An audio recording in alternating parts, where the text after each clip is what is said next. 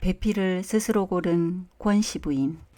조선 선조 때 전조별감인 권씨에게 딸이 하나 있었어요.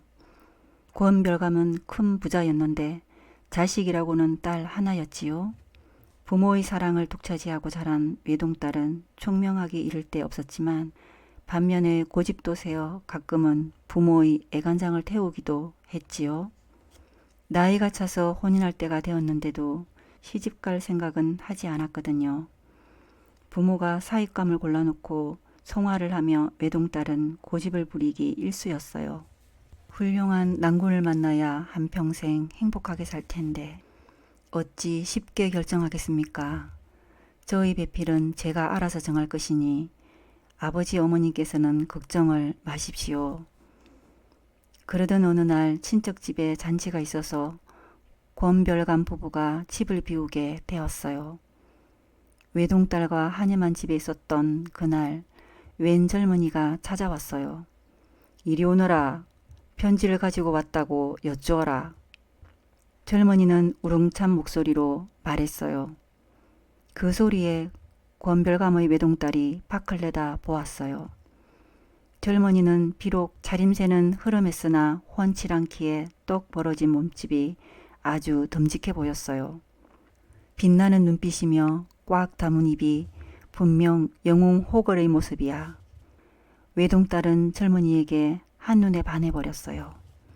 젊은이의 이름은 정기룡이었어요. 정기룡은 담력이 센 데다 성품이 활기찼어요.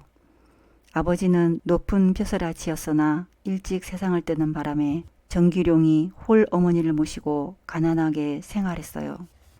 소금 장수를 하며 힘든 어린 시절을 보냈지만 이제는 무관이 되어 대장부다운 기질과 호방한 인품으로 윗사람의 신임을 받고 있었어요.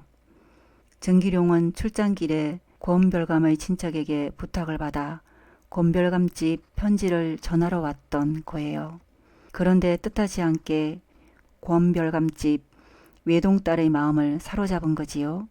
외동딸은 하인을 불러 일렀어요. 손님께 가서 전해드려라. 외출하신 어른들께서 곧 돌아오실 것이니 사랑방에서 기다리시라고. 하인은 정기룡을 사랑방으로 안내했어요. 잠시 뒤 외동딸은 다시 하인을 불렀어요.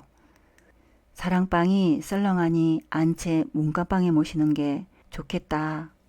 정기룡은 별 생각 없이 하인이 이끄는 대로 들어갔어요. 시장하실 테니 주안상을 정갈하게 보아서 올리거라. 외동딸은 하인에게 이른 뒤 권별감 부부를 기다렸어요. 그 후 권별감 부부가 돌아와 보니 웬 낯선 사내가 안채에서 음식을 먹고 있었어요. 깜짝 놀란 권별감은 하인을 불러 다그쳤어요. 저 사내가 누군데 안채에서 상을 받고 있는 것이냐? 그러자 외동딸이 얼른 나서며 말했어요. 친척분께서 보낸 편지를 가지고 오신 분입니다. 그러면 사랑방에서 기다리게 할 것이지 여자들이 드나드는 안채를 들이다니 이게 무슨 일이냐? 아버지, 어머니, 실은 제가 오랫동안 찾던 배필이 나타났기에 안채로 오셨습니다. 금별감 부부는 소스라치게 놀라서 야단을 쳤어요. 그 좋은 혼처를 다 마다하더니 잘 알지도 못하는 저런 녀석을 신랑으로 맞이하겠다는 말이냐? 아버지 어머니께서 아무리 반대하셔도 저의 결심은 바뀌지 않을 거예요. 그러니 저분과 혼인할 수 있게 해주세요. 외동딸은 끝내 고집을 꺾지 않았어요. 딸의 고집을 아는지라 결국 금별감 부부는 정기룡을 불러서 이것저것 물어보았어요. 장가는 들었는가? 집안이 가난하여 호르몬이 한 분도 잘 모시니 못하는 터라 아직 장가는 엄두도 못 냅니다. 그런가? 실은 자네한테 기니 할 말이 있네. 내게 나이 찬 딸이 하나 있는데 자네가 그 아이를 거두어 줄 수 있겠는가? 정기룡은 깜짝 놀랐으나 마음을 가라앉히고 정중히 말했어요. 말씀은 고맙습니다만 어머님께 말씀도 여쭈지 않고 어찌 제 마음대로 결정을 하겠습니까? 그렇구먼. 그럼 지금 바로 편지를 보내 어머님께 알려드리고 연락이 오는 대로 혼례를 치르세. 편지로 허락을 받는 것은 도리가 아니지요. 제가 가서 말씀을 드린 후에 식을 올리는 것이 마땅하리라 생각됩니다. 권별감은 외동딸에게 정기룡의 뜻을 전해주었어요. 어머니를 보러 고향에 다녀오겠다는구나. 낙이 한 마리를 내어주어 얼른 다녀오라고 할 참이다. 귀향이면 제 말을 타고 가라고 하세요. 외동딸은 말 한 마리를 소중히 기르고 있었는데 말이 어찌나 사나운지 웬만한 사람은 근처에도 못 갔지요. 권별감은 외동딸의 말을 듣고 깜짝 놀랐어요.